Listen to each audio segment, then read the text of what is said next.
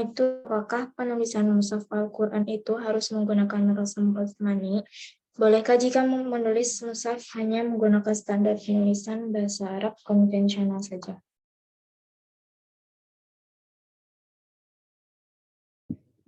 Jadi ada perbedaan pendapat. Pendapat pertama itu berpandangan bahwa rasam Utsmani itu merupakan suatu sistematika penulisan mushaf yang bersifat taufiki, sehingga tidak diperbolehkan atau tidak dianjurkan menulis mushaf Al-Quran untuk mengganti atau menyalahi kaidah yang telah ditetapkan oleh Rasam Utsmani.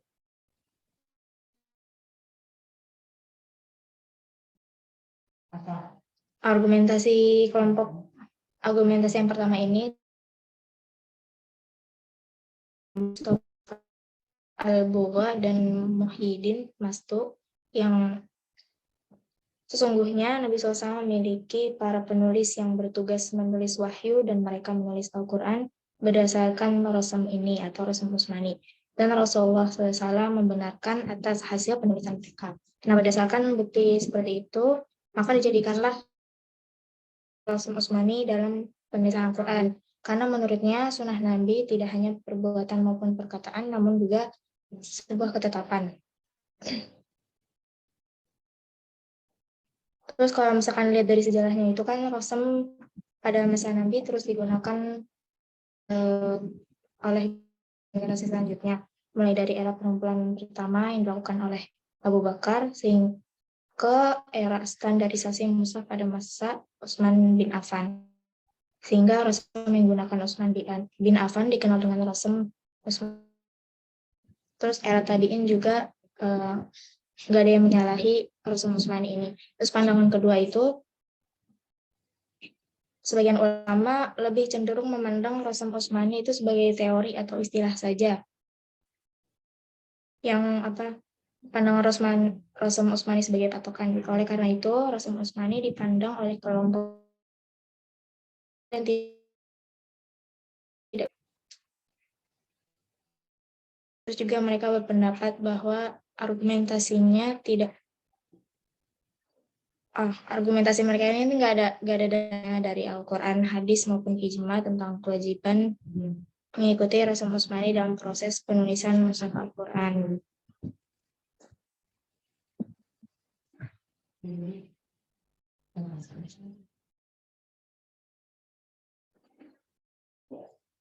Kemudian mayoritas ulama dan para imam mazhab yang muktabar sepakat bahwa rasam Utsmani adalah taufiki. Karena itu haram hukumnya menulis mushaf Al-Quran dengan selain rasam Utsmani.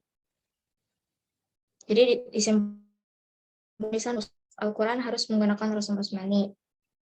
Karena ulama juga sepakat bahwa rasam Utsmani merupakan rasam yang bersifat taufiki dan memiliki berbagai keistimewaan dibandingkan dengan rasam lain.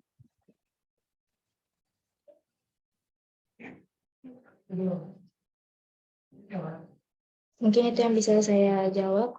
Semoga dapat membantu. Saya alihkan lagi untuk kepada kelas C. Baik, untuk pertanyaan dari Kak Nia Kurnia tadi mungkin akan dijawab oleh Kak Najibah. Kepada Kak Najibah kami persilakan. Baik, terima kasih. Saya di sini di kelas 4C. Gini Pak, sebagaimana pondok-pondok tahfiz yang lain, Mbah Kiai Arwani Kudus dalam masalah qiraah juga mengikuti bacaan Imam Abu Amr Hafiz bin Sulaiman dalam riwayat Imam Asim bin Abi Najud. Tetapi dalam masalah tulisan Al-Qur'annya belum mengikuti rasam yang disepakati ulama, yaitu rasam Utsmani. Akan tetapi dalam pertemuan kiai-kiai ahli Al-Qur'an dihasilkan kesepakatan untuk berusaha kembali memakai Al-Quran yang berrasam Utsmani yang telah disepakati oleh jumhur ulama. Begitu Kak yang dapat saya jawab. Terima kasih. Oke, saya ambil alih ya.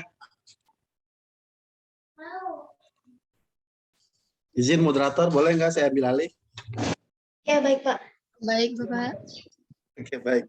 Bismillahirrahmanirrahim.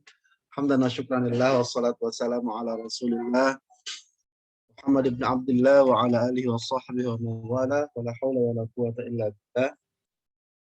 Ma ba'du, teman-teman yang dirahmati Allah Subhanahu wa taala. Pertama, saya ucapkan permohonan. Memang di awal dulu saya sampaikan bahwa efektif perkuliahan untuk mata kuliah kajian mushaf itu di Maret ya, dulu saya pernah sampaikan, dan itu alhamdulillah tugas-tugas saya sebagai mahasiswa pun sudah selesai, tinggal revisi-revisi saja. Kemarin persis satu Kamis minggu lalu ya, ini saya lagi deg-degan, lagi deg-degan betul. Bagaimana tidak, tulisan saya di sidang dicecar pertanyaan oleh 6 guru besar, profesor, dan alhamdulillah bisa saya pertanggungjawabkan tulisan saya terkait dengan tanda baca. Nah, mungkin salah satunya di situ ada doa-doa teman-teman atau doa-doa kalian ya. Oh, doain enggak? Tapi saya insya Allah doain ya. Nah, kemarin ada yang WA pertanyaan ini, saya nggak sempat respon, nggak sempat saya jawab. Itu di sini saya minta maaf maksud saya gitu. Karena memang dalam Januari Februari itu memang masa yang memang cukup dibilang sibuk ya, cukup. Fokus saya itu lebih ke studi saya, jadi saya tidak terlalu fokus kayak kemarin aja. Saya ditugaskan uji komprek kelas kalian, qiraat. Saya bilang ke Bu Kokoy, Bu, saya bisa uji tapi Maret. Ya. Januari Februari itu jangan diganggu-gugat lah. Karena hal itu sudah selesai. Kemarin juga komprek sudah saya laksanakan. Dan mudah-mudahan perkuliahan kita, sisa-sisa pertemuan rampungkan. Ada sesuatu yang kalian bisa dapat dari mata kuliah kajian mushaf.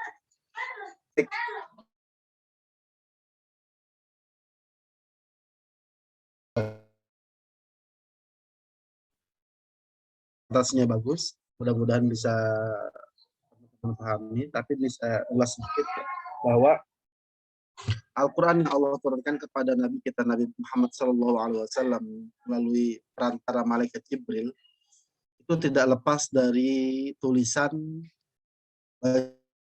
dan isi atau makna. Nah, kait dengan firman Allah, Inna nahnu nazzalna dzikra wa inna lahu lahafizun. Sungguhnya kami yang menurunkan Al-Quran dan kami pula yang menjaga. So, sini menggunakan kata-kata kami ya, kami pula yang menjaga. Kami yang menurunkan Al-Quran karena Allah melibatkan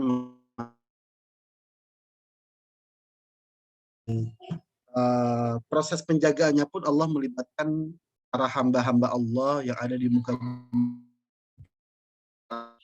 Baik dari aspek bacaannya, aspek tulisannya, maupun aspek maknanya.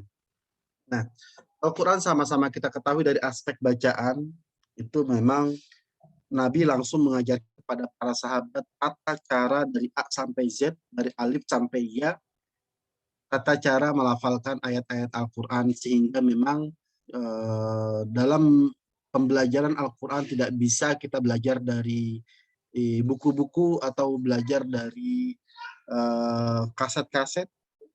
Belajar Al-Quran harus dengan talaqi wal musyafahah sebagaimana yang diajarkan Nabi kepada para sahabat. Sahabat mengajarkan kepada para tabi'in, tabi'in mengajarkan kepada tabi'ut tabi'in hingga sampai ke generasi sekarang. Itu aspek bacaan. Hingga kita kenal dengan adanya ragam cara membaca Al-Quran yang kalian pelajari, itu ada ilmu qiraat dan ilmu tajwid. Ragam bacaan Al-Quran itu yang kalian pelajari itu 7 ya, berikut para perawinya 14 perawi. Al-Quran juga ketika Al-Quran diturunkan, Nabi langsung menyuruh pada para sahabat untuk menuliskan Al-Quran ya dengan media yang ada pada waktu itu seadanya, apakah tulang belulang atau pelepah kurma atau bebatuan, macam-macam ya yang ada pada waktu itu. Kemudian tulisan Al-Quran berlanjut di masa Sayyidina Abu Bakar, bagaimana Al-Quran mulai dikodifikasikan atau kita kenal dengan istilah mushaf. Jadi istilah mushaf itu ada pada masa Nabi, ada pada masa Abu Bakar. Di masa Nabi itu tidak ada istilah mushaf, yang ada suhuf, lembaran-lembaran. Nah, mushaf baru ada di masa Abu Bakar. Dilanjut ke masa Sayyidina Utsman dan seterusnya dan seterusnya. Nah, ini yang ingin saya sampaikan bahwa dalam kajian mushaf, dalam permushafan itu ada dua aspek penting yang harus kalian pelajari. Yang pertama adalah aspek teks, yang kedua adalah aspek non-teks. Aspek teks itu adalah ini, yang sudah kita pelajari itu. Aspek qiraat, aspek rosem, aspek tanda baca, aspek dan lain sebagainya. Kalau aspek non-teks itu yang kemarin kalian pelajari, yang sudah dibahas tentang iluminasi, aspek pendukung lah. Ada jenis kertas, tinta, dan lain sebagainya. Nah, pada kesempatan ini, itu adalah terkait dengan aspek teks atau aspek penting. Kenapa saya bilang penting? Karena buat apa? Tidak menjadi mushaf kalau dalam mushaf itu tidak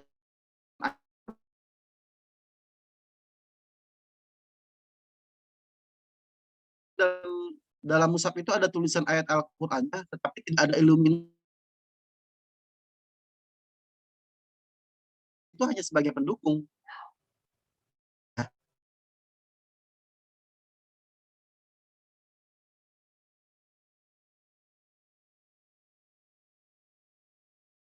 Satunya mata kuliah yang kalian sering temukan dalam semesternya itu adalah ilmu qiraat.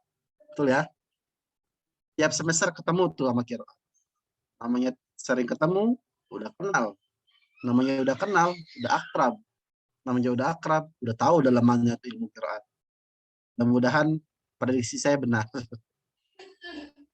Walaupun ya harus akrab kalian sama qiraat karena sering ketemu gitu ya. Mim jama, mutasil, munfasil, hak kinaya, taklil, imala, ya idofa, ya idgham kabir, itu harus sudah akrab. Gitu. Nah, ketika sebuah negara ingin menulis mushaf atau sekelompok orang ingin menulis mushaf, hal pertama yang harus ditentukan itu adalah menentukan mau nulis qiraat apa.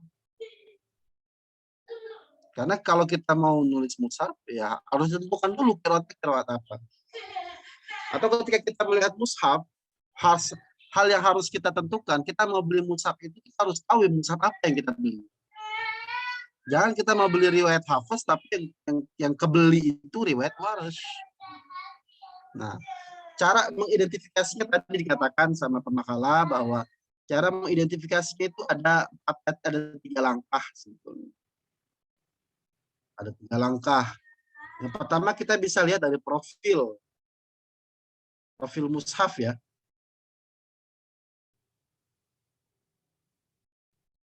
Nah, tadi dicontohkan mushaf Al-Jamahiriyah atau mushaf Libya. Sekarang saya tampilkan mushaf Madinah misalnya.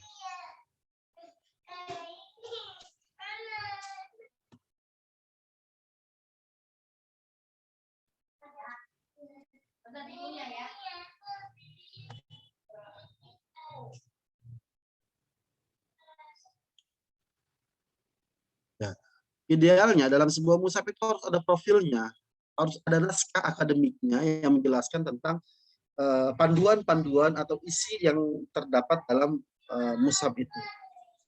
Atau dulu juga bahkan lebih lengkap lagi yang pernah saya kirimkan buklet mushaf Atin atau mushaf Al-Bantani, itu bahkan menjelaskan tentang iluminasinya yang terdapat dalam mushaf di situ kan. Itu ideal seperti itu biar bisa dipertanggungjawabkan secara akademik tentang mushaf itu. Jadi kita tidak menerka-nerka tentang iluminasinya itu maksudnya apa. Ada alasan kenapa dipilih iluminasi tertentu. Apakah pemilihan hiasannya atau dari segi pemilihan warnanya. Ya, misalnya di mushaf Madinah ini kan lebih identik ke hijau ya. Karena feeling saya, asumsi saya, karena memang ini identik kepada kubah Masjid Madinah yang berwarna hijau, atau juga kalau kalian yang pernah umroh itu nanti karpet di Raudhah itu warnanya warna hijau seperti ini. Itu mungkin ini asumsi saya, karena memang gini, kalau urusan iluminasi itu sifatnya itu kita bisa hanya menerka-nerka atau menebak-nebak gitu. Jangan-jangan gitu. Pemilihan iluminasi itu bisa ada maknanya atau juga bisa tidak ada maknanya. Kenapa saya bilang seperti itu? Ya, hanya sekadar hiasan saja. Ya pokoknya dilihatnya bagus, indah, ya sudah gitu. Hanya nilai estetika seperti itu saja. Atau seperti Mushaf Al-Bantani gitu. Di balik makna-makna iluminasi itu adalah itu terkandung menandakan menara-menara masjid di sekitar Al-Bantani. Ya, itu kan ada banyak kan gitu. Tapi lagi-lagi wallahu alam itu bisa juga kita tarik pengaruh, misalnya pengaruh penyebaran Islam, misalnya kok mushaf, misalnya contoh saja, misalnya mushaf Al-Bantani kok mirip dengan mushaf Bali misalnya. Oh ternyata ada hubungan pembawa Islamnya itu sama gitu. Dan lain sebagainya, itu bisa itu kajiannya kajian filologi ya gitu. Nah di sini yang saya sampaikan bahwa pertama yang harus dilakukan itu adalah menentukan qiraatnya qiraat siapa atau qiraat apa. Di sini di Mushaf Madinah diterangkan bahwa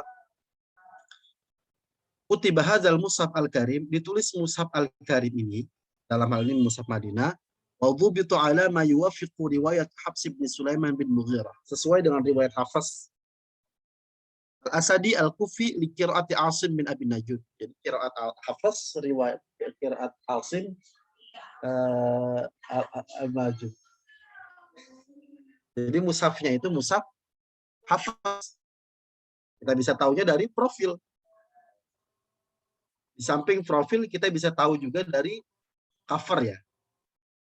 Cover ya, kita lihat di cover. Coba saya ambil mushaf Al-Jamahiriyah juga ya. Jamahiriyah. Bentar.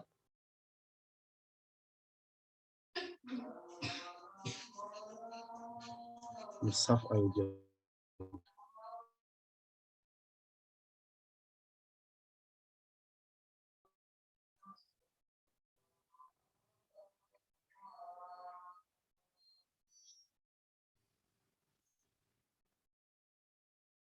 Ya, tadi sudah disampaikan sebelum sama makalah, ini saya ulang saja. Bahwa di cover ditulis tuh, Mushaf Al-Jamahiriyah biriwayat Imam Qaul. Ada tulisan qaul. Artinya nanti bacaan-bacaan sesuaikan dengan bacaan-bacaan qaulun. Tadi ada yang nanya kan, apa sih kekhususan mushaf qaulun? Ya tentunya bacaan-bacaan yang terkait dengan riwayat qaulun itu menjadi kekhususan Imam Qaulun. Riwayat qaulun, misalnya tadi sudah dicontohkan ya ketika di ayat 6. Innal ladzina kafaru sawa'un 'alaihim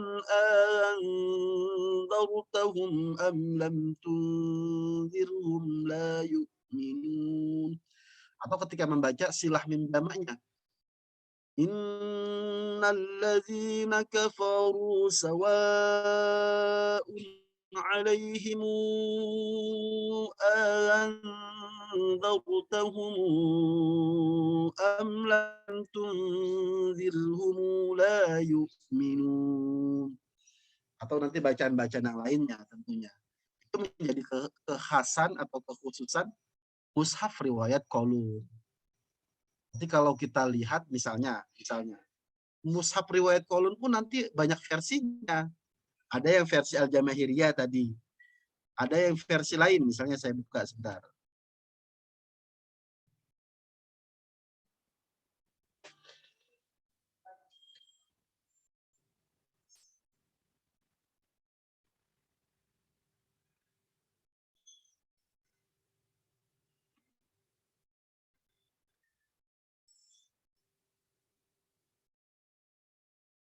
Ya, ini mushaf Mashahifut Taisir, ini qaulun juga.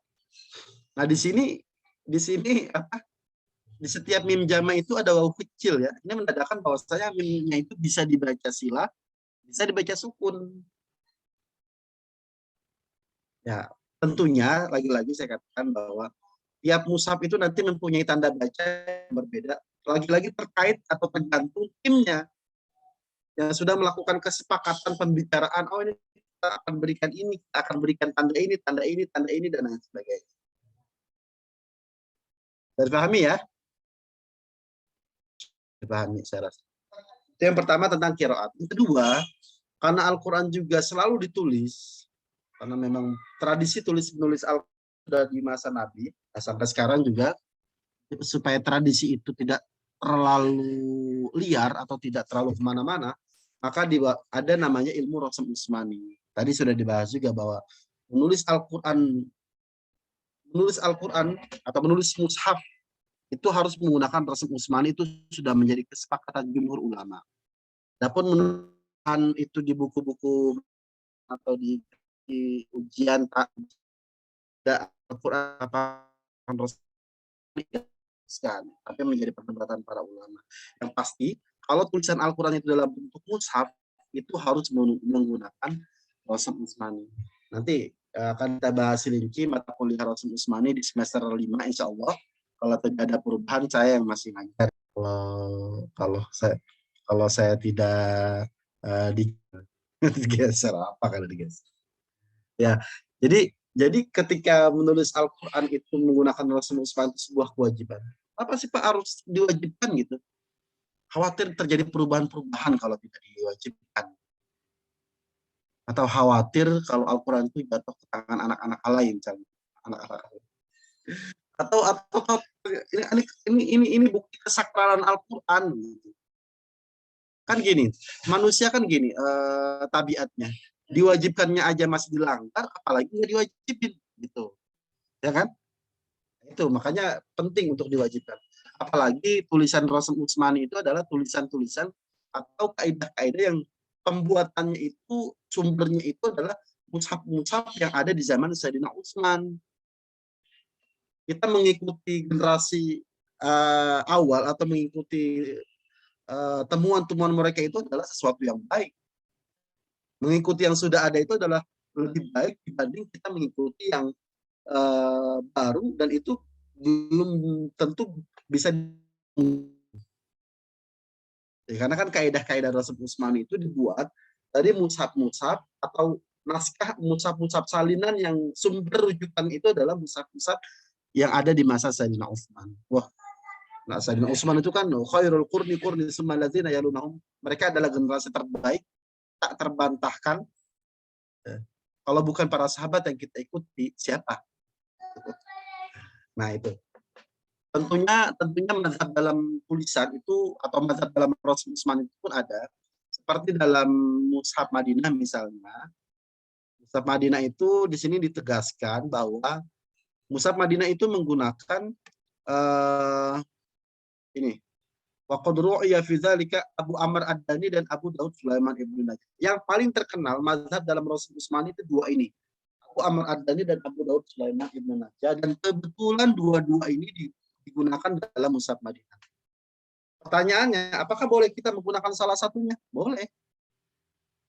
Apakah menggunakan Abu Amr Ad-Dani saja atau menggunakan Abu Daud Sulaiman Ibnu Najih saja atau dua-duanya kita pakai?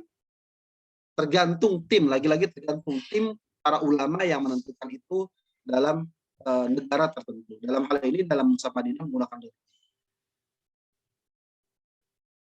misalnya di Mushaf Al-Jamahiriyah menggunakan Ad-Dani saja. Ini kan warasmul Utsmani ala maqtarahu al-Hafiz Abu Amr Ad-Dani. Jadi hanya menggunakan satu saja. Sama, cara mengetahuinya pun hampir sama dengan qiraat. Kita bisa ketahui dari profil mushaf tersebut, kita bisa ketahui dari mushaf tersebut, atau bisa kita analisa secara manual. Yang terakhir adalah tentang tanda baca. Kenapa sih Pak tanda baca dibahas? Ya, karena penting, karena antara satu mushaf dengan mushaf lainnya ada perbedaan dalam tanda baca. Mungkin kalian pernah temukan tanda baca sukun. Sukun ada yang bulat, ada yang seperti ini kan. Itu bukan tanpa makna, ada maknanya, ada makna. Ya, misalnya saya tampilkan ya. Walaupun nanti sebenarnya di ilmu dobet ada mata kuliahnya lagi ya. Di semester ini saya nggak ngajar karena memang saya minta di keringanan sama Pak Dekan, akhirnya saya tidak dikasih mata kuliah. Tapi biasanya saya ngajar.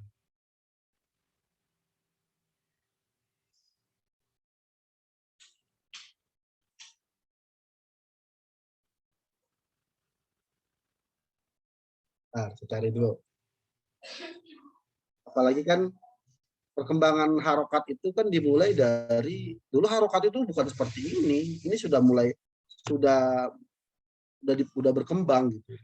Dulu tuh harokat seperti ini, fathah di atas huruf, koma di depan huruf, kasroh di atas huruf, titik ya, titik di bawah huruf. Nah, sekarang sudah berkembang jauh. Misalnya ingin saya sampaikan tentang sukun nih. Bentar.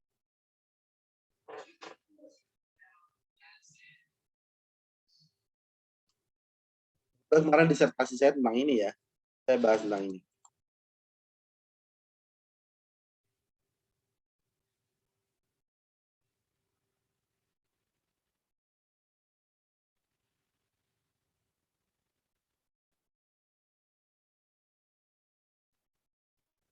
Nah, misalnya ini. Tanda sukun yang kepala kho ya. Itu diambil dari kata-kata khofif. Diambil kepala kho-nya, titiknya dibuang, dimodifikasi, jadi seperti ini. Sukun.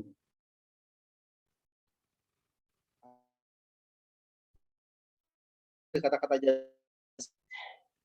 diambil kepala mimnya, dimodifikasi jadi seperti ini. Atau tasydid. Itu ada yang kepala shin, ada yang dal. Tapi di sini yang shin doang ya. Jadi seperti ini. Atau yang tanda mad. Mad itu yang bendera di atas huruf yang menandakan mad wajib mutasil, mad wajib munfasil itu diambil dari kata-kata mad. Tapi dimodifikasi jadi seperti ini. Dan seterusnya.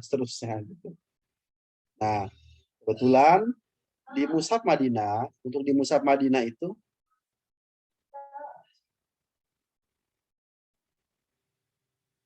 maaf izin ke belakang.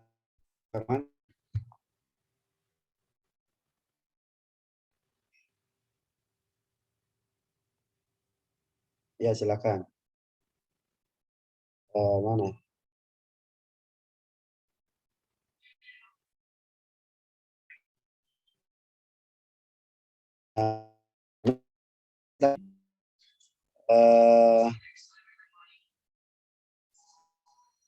Bahwa Mushaf Madinah kan dikatakan wa ukhizat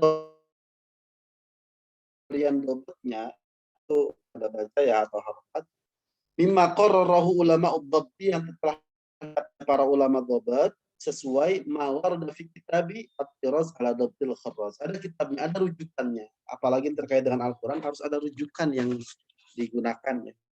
Dan seterusnya. Nanti lebih jauhnya lah saya tampilkan terkait dengan dobetnya ya.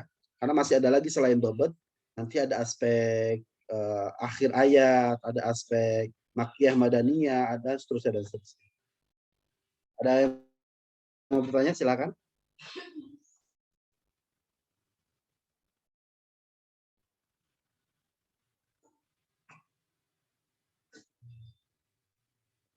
Silakan.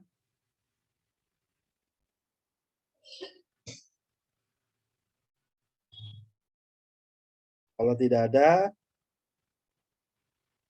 saya serahkan ke moderator untuk ditutup.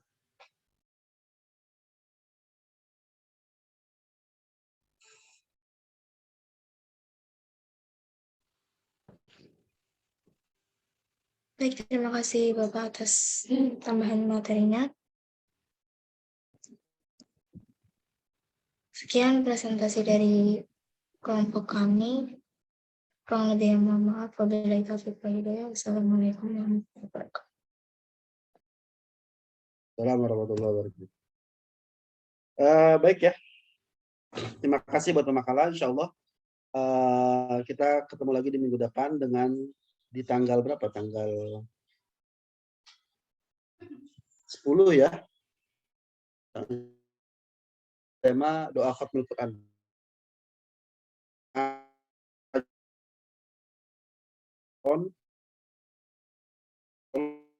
Ditanyakan di grup ya. Karena memang kemarin banyak yang terlewat, saya lihat gitu. Banyak sekali saya tinggal dikirim ulang aja gitu ya. Sekali lagi saya maaf. Oke, terima kasih. Sama-sama kita akhiri dengan membaca kifaratul majlis. Subhanakallahumma wa bihamdika asyhadu an la ilaha illa anta astaghfiruka wa atubu ilaik. Mohon maaf lebih kurangnya. Assalamualaikum warahmatullahi Waalaikumsalam warahmatullahi wabarakatuh. banyak Banyak Bapak. wabarakatuh. Pamit ya. Bapak.